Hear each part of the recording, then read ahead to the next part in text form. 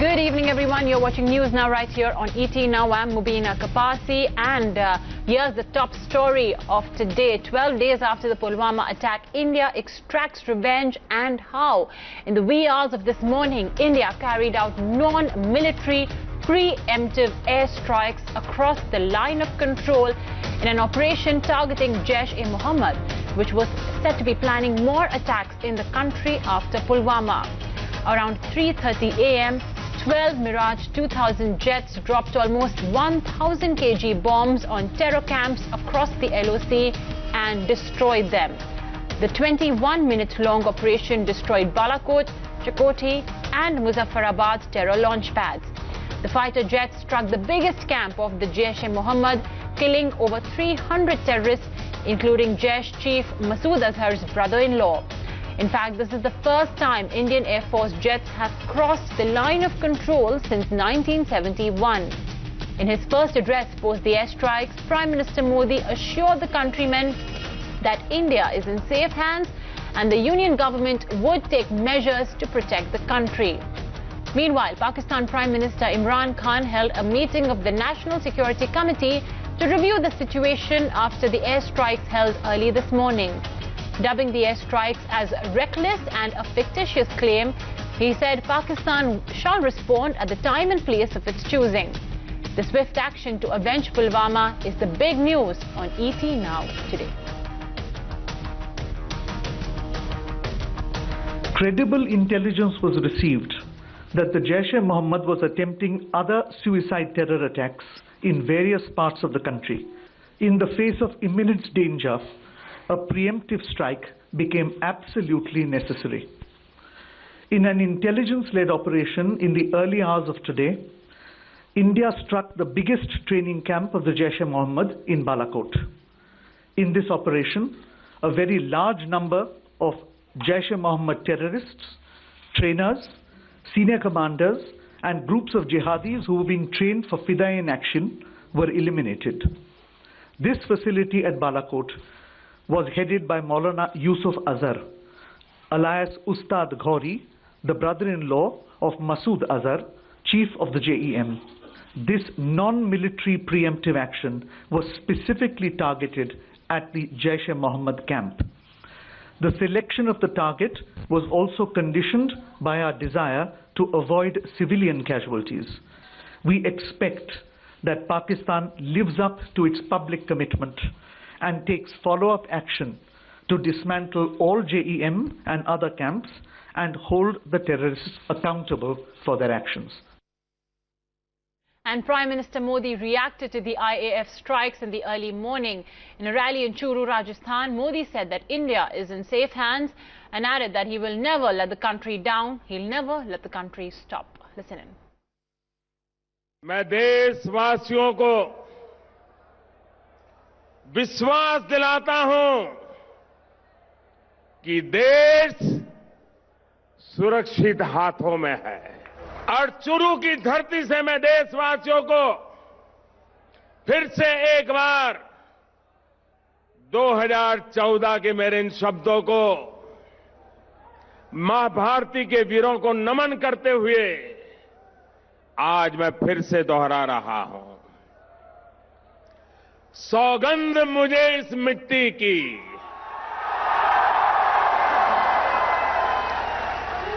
सौगंध मुझे इस मिट्टी की, मैं देश नहीं मिटने दूंगा, मैं देश नहीं रुकने दूंगा, मैं देश नहीं रुकने दूंगा, मैं देश नहीं झुकने दूंगा। मेरा वचन है, मेरा वचन है भारत मां को, मेरा वचन है भारत मां को, तेरा शीश झुकने नहीं दूंगा। Well, that, of course, was a charged-up Prime Minister Modi in his first reaction post the IAF's pre-dawn airstrike. The opposition too came together in congratulating the Indian Air Force for carrying out these attacks. Listen in to what they had to say. Maneswar Basumatary जो पुलवामा हमले में शहीद हुए, उनकी भी हम यहां याद करते हैं। और एयरफोर्स के हमारे जो पायलट हैं, उनको हम बधाई देते हैं। हम उन्हें बधाई देना चाहते हैं उनके पायलटों को, जिन्होंने जोखिम भरकर दुश्मनों को जवाब देने का काम किया है। हमें यकीन है भारत की एयरफोर्स पर भरोसा है कि उन्होंने जहां कहीं भी स्ट्राइक किया होगा, दुश्मनों के कैंप खत्म हो गए होंगे और कम से कम ये अब पाकिस्तान जान गया होगा, आतंकवाद फैलाने वाले लोग जान गए होंगे, आतंकवादी जान गए होंगे कि भारत चुप नहीं रह सकता है। भारत की एयरफोर्स समय आने पर स्ट्राइक भी कर सकती है। जवानों ने पाकिस्तान के अंदर घुस के जैश के ठिकानों के ऊपर अटैक किया है और उनके लोगों को, जैश के लोगों को हताहत किया है। इसका ये बहुत ही जांबाज काम उन लोगों ने किया है और पूरा देश इसके ऊपर गर्व महसूस कर रहा है और मैं हमारी इंडियन एयरफोर्स को, जवानों को, सेना को इसके लिए बहुत बहुत बधाई देता हूँ। Well, the Pakistan's foreign minister and the senators too reacted to the strike. In fact, Pakistan's foreign minister called this strike as an act of aggression from India and accused the country of crossing the line of control. Listen in. Hindustan ने आज एक जारियत की है पाकिस्तान के खिलाफ। मैं इसको grave aggression कहूँगा।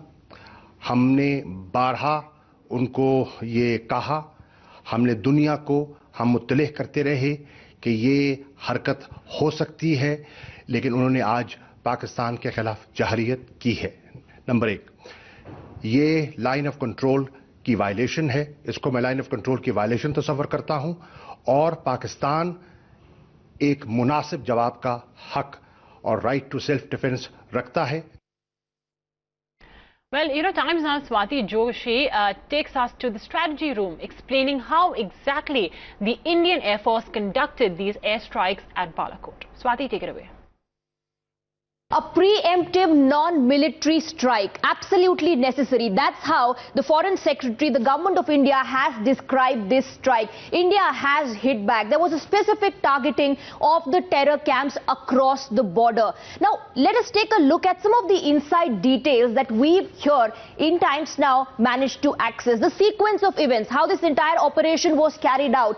From Gwalior, 12 Mirage jets take off in batches. Now this talks about how this entire operation was conducted on a large scale. By no means was this a small scale operation. You can now imagine the level of preparedness of our Indian Air Force. Now first from the Gwalior 12 jets take off, and these jets, mind you, were armed with laser guided bombs. These were the jets that bombarded the terror camps that were operating from across the border, training the terrorists and then sending them here in India. Moving on now from Gwalior, let's take a look at what was happening in Bhatinda. In Bhatinda, the Indian Air Force early warning jet took off. Right after the 12 Mirage jets took off, the Air Force early warning jet takes off, and then let's move on and talk about what happens in Agra. In Agra, the mid-air refueling tanker takes off. This was a well thought out strategy, a well planned operation. They felt that there could have been a need to refuel the jets mid-air, and that's why the mid-air tanker also takes off. Now, this is a secret location, obviously undisclosed, keeping in mind the security angle. The Indian Air Force Heron surveillance drone takes off from here. Obviously, a recce had to be done. The ground movement in the terror camps in those areas had to be monitored, for which the surveillance drones were used. They took off from a secret location, and then came the time for the Mirage pilots to monitor what was happening. Balakot, Muzaffarabad and Chakoti, these are the places where the terror camps were operating. These were the specific targets that we are talking about. The Mirage pilots conducted the final checks on targets before attacking, before bombarding them. Now, it's very important to talk specifically about Balakot here. Let's go back for a moment. Why we're talking about Balakot is because Balakot in the Khyber Pakhtunkhwa region gives you an idea of how deep or how inside the Indian Air Force managed to penetrate inside the Pakistani airspace. Let's take a look now at the timeline. Strike number 1, Balakot. As I was talking about, the importance of this place in the Khyber Pakhtunkhwa region means the Indian Air Force really went deep inside Pakistan and clearly caught Pakistan off guard. The bombardment started at 3:45 a.m. and it continued till 3:53. This was target number 1, strike 1, Balakot. Moving on now to target number 2. Strike number 2 happened in Muzaffarabad and it started at 3:48 a.m. All of this happening in the wee hours of the morning. Imagine it was pitch dark, absolutely laser guided. Bombs were being dropped on the terror camps. It continued till 3:55 a.m. and moving on. Let's talk about target number 3, which was Chakoti, strike 3, 3:58 a.m. till 4 in the morning. So this entire operation continued till 21 minutes. No casualties on our side, no civilians hurt or injured or affected on the Pakistani side. It was a 100% successful mission carried out by our Indian Air Force. Well, yes, that it was very, very interesting developments that took place in the wee hours of the morning. India crosses the LOC for the first time since 1971. It was a non-military preemptive strike. In fact, the army has also said there's been no collateral damage, no civilian casualties. Balakot, one of the biggest training camps of the Jaish-e-Mohammed. They've eliminated the terrorist camp. It was headed by Masood Azhar's brother-in-law. All of these very, very important pointers. We did have Prime Minister Modi as well commenting on this, saying that he will not let the country stop at all. They are going to give a fitting response. They have done so. Of course, now they've also asked, the Indian Air Force to be prepared for any sort of... Okay, let's go across to Supriya Srinath, who's been constantly tracking the story and, of course, gets us the important voices. Okay, thank you very much for that. But let me take this across to 3 very special guests who are joining us. And it's time to put the spotlight with the experts and with the political class there. I've got retired Air Chief Marshal Ahluwalia with me. I've also got Pallavi Sharma of the Congress and, of course, Hitesh Jain of the BJP. Thank you very, very much, each one of you, for being with us. And, sir, if I may begin with you, because you really are, the expert on this, Air Marshal Ahluwalia. How significant a move is this? This was for the first time since 1971 when Air Force breached the line of control, went deep into Pakistan and busted a terror cell. Many people believe it was, and India has a moral high ground because there was no collateral damage in that sense. What is your assessment? And this was a successful operation because there were no fatalities. The officials went, did it in a professional manner and came back safe and sound.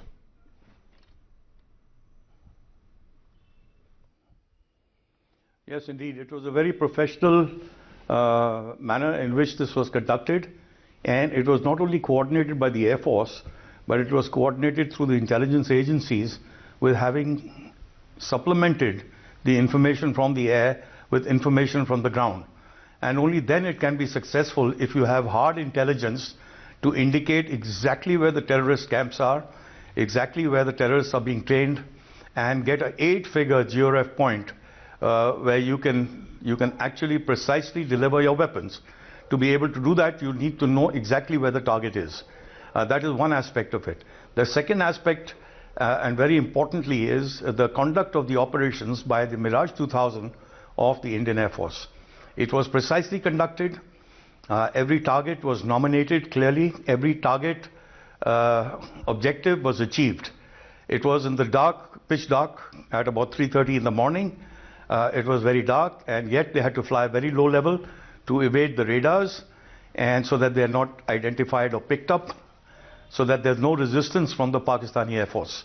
And that's exactly what they did, low level, and they fired the precision weapons, laser-guided weapons, through the laser designator pod, and they were able to deliver these with pinpoint accuracy. Now, the collateral, the damage that was done will probably come out later, because these films are automatically taken by the Mirage 2000 aircraft that delivers the weapon load. So I'm sure that they will issue those as soon as they can. But very importantly, there was no resistance, because the tactics that they followed were absolutely perfect. And they had not only refueling aircraft, they had AWACS, which was telling them about any air activity across the border.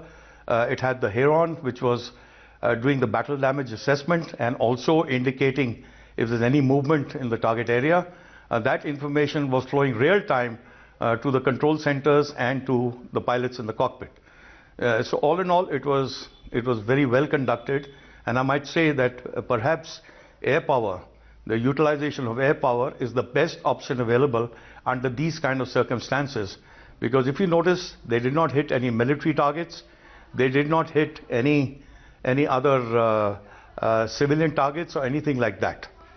And so therefore it was very, very crucial that this was precisely conducted so that there was no collateral damage at all.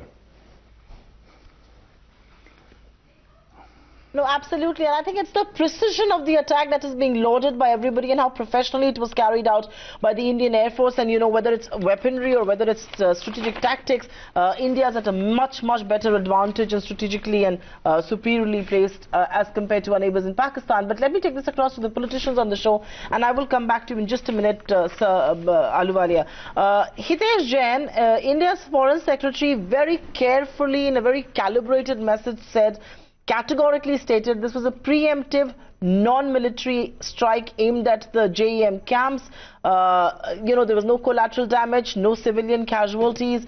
In some sense, has India also taken a high moral ground on account of this? I will only expect, and I hope you will respect, the fact that this is a huge moment for our country. Let's not make this a partisan mudslinging match. But let me open the debate with you, Hitesh Jain. Supriya, first and foremost, I congratulate the Indian Air Force for carrying out the airstrike, and also the decisive leadership of the Prime Minister Shri Narendra Modi. India has acted very responsibly. IAF is absolutely right when they say it is non-military preemptive strike, because basically what they have done is that basis the intelligent inputs they received, they have only attacked the JEM terror camps. They have not attacked the military installations of the Pakistan, no civilian casualty. They have not attacked the civilians, the normal civil people of the Pakistan. Indian Air Force has been extremely responsible, and we are not calling it, and they have called it as what they have termed it clearly, that this is a non-military preemptive strike. But this airstrike basically also gives 2 or 3 messages to Pakistan. One, that it is a loud and thundering message to those people who are running the terror camps in Pakistan. Second, the strategy of the Pakistan has been conveniently to bleed India with 1,000 cuts. So we are also trying to give them a message that either they find peace with India or they can blunder into an escalatory cycle. And the third and most important thing, message which we are giving to Pakistan, that low-cost options are over. Pakistan Prime Minister yesterday was talking, give peace a chance. Now the onus is upon him to ensure that he dismantles the terror camps and gives peace a chance and does not engages into any retaliatory action. Okay, I will come to the possible retaliatory responses from Pakistan, and are they actually feasible at all given the economic landscape, in just a bit. But let me take this across to Pallavi Sharma, and as a member of the opposition, I think it's heartening to see India's ruling establishment and the opposition come together in a moment of salutation like this. But Pallavi Sharma, I think you make your debut on ET now, so it's good to have you here on a day as proud as this. But I think many people are saying that the strategic strike that has happened in some sense has redrawn equations between India and Pakistan, and for how long could we not act for fear of escalation? Is that a viewpoint that the Congress party and the main opposition subscribes to?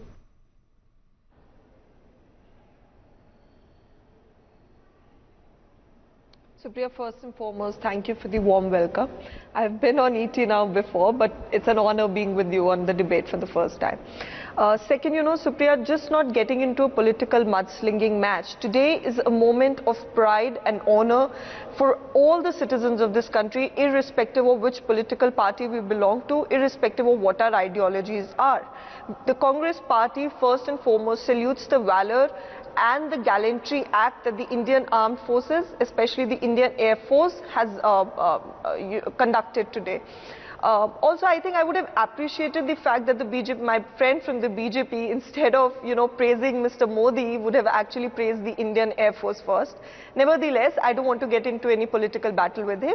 Yes, you're absolutely right. Today is a moment of pride for the entire country, and the Congress party has made its stand very clear that India comes first. My party president sent out a tweet. In fact, he was one of the first people to send out a tweet congratulating the Indian Air Force and saluting them for the valor that they've shown today. Okay, I want to go back to Chief Marshal Ahluwalia, sir, and the Pakistan establishment first tried to downplay the incidents. Then they said that they will respond in equal measure and there will be retaliation. Is there a delusion? Is there denial? Or are they just simply confused? And I think you're the best place to tell us the possible options that exist before Pakistan right now. Are they in a position to have a potential escalatory response to the situation?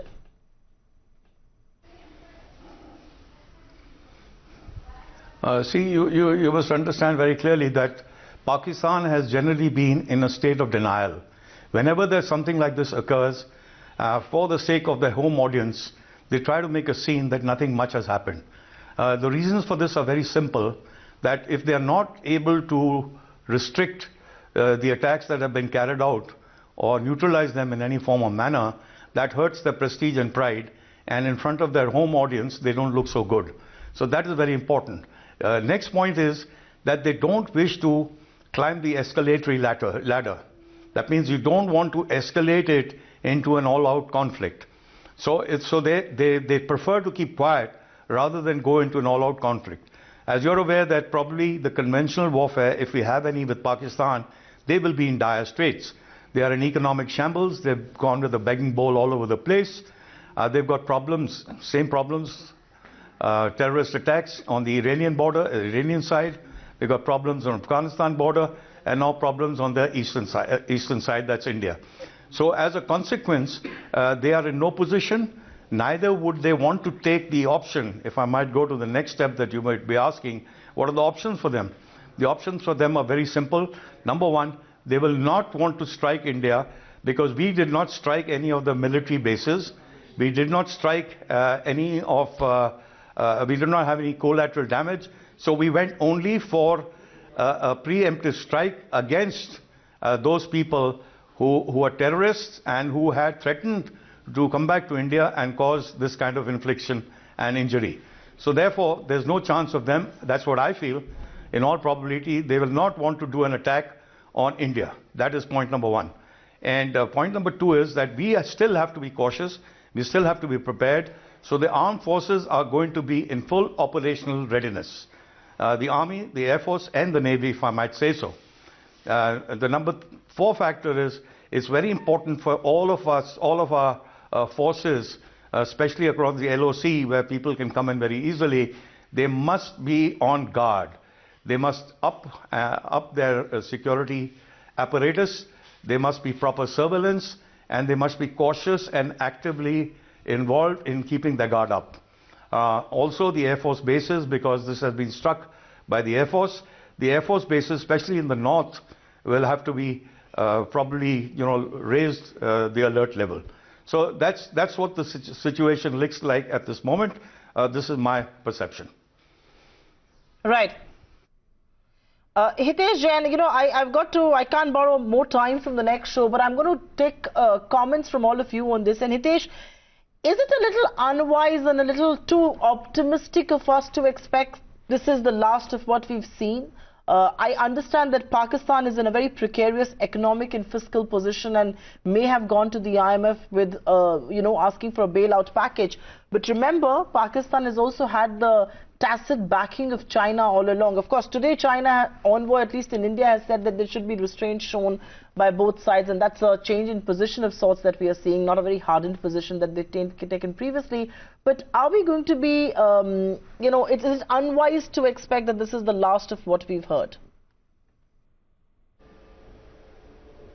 Well, let's hope so that Pakistan learns the lesson. All along, its strategy, as I was mentioning to you earlier, was to bleed India with 1,000 cuts. So they will have to also think about it, because they have seen this has happened now twice, that we enter into their territory and we are not afraid in attacking those terror camps or terror launch pads from where they want to perpetrate the attack. So Pakistan will have to recalibrate the strategy. I mean, they have been talking about the language about give peace a chance. So they will have to really show that if they really want to give peace a chance.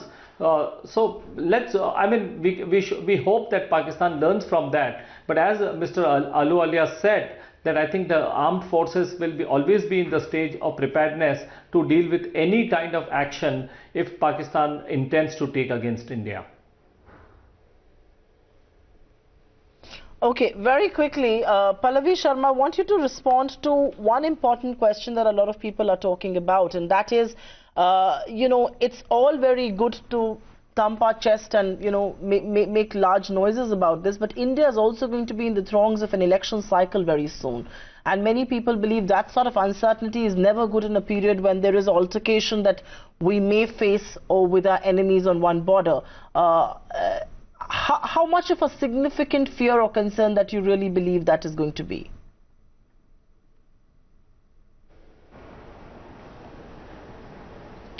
Supriya, I think at this point, rather than thinking about the elections that the country is going to undergo, it was, I think, of utmost priority that the 44 martyrs who sacrificed their life for this country, their sacrifice was avenged first and foremost. And it was, I think, extremely essential that Pakistan be given a befitting reply, which I think the Indian Air Force has done today. Second, Supriya, I was just listening to what the BJP, my fellow BJP spokesperson was saying. Because the government has requested that the opposition walk shoulder to shoulder with them. There's a small suggestion from the Congress party, and I think the government would take it with open arms. The question that you asked him was, should we, is it too optimistic of us to think that Pakistan won't retaliate?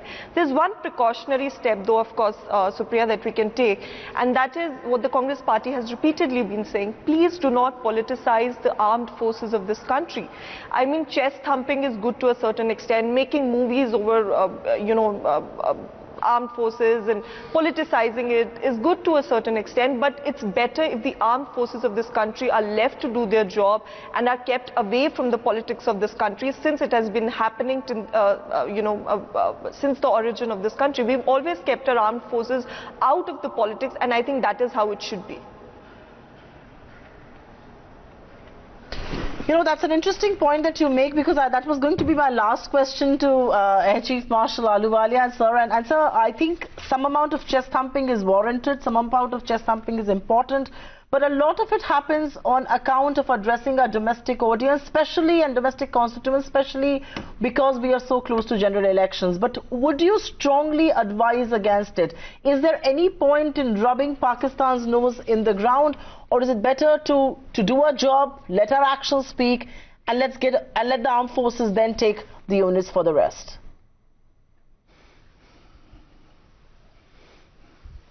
Any of these kind of operations obviously are done with deterrence in mind.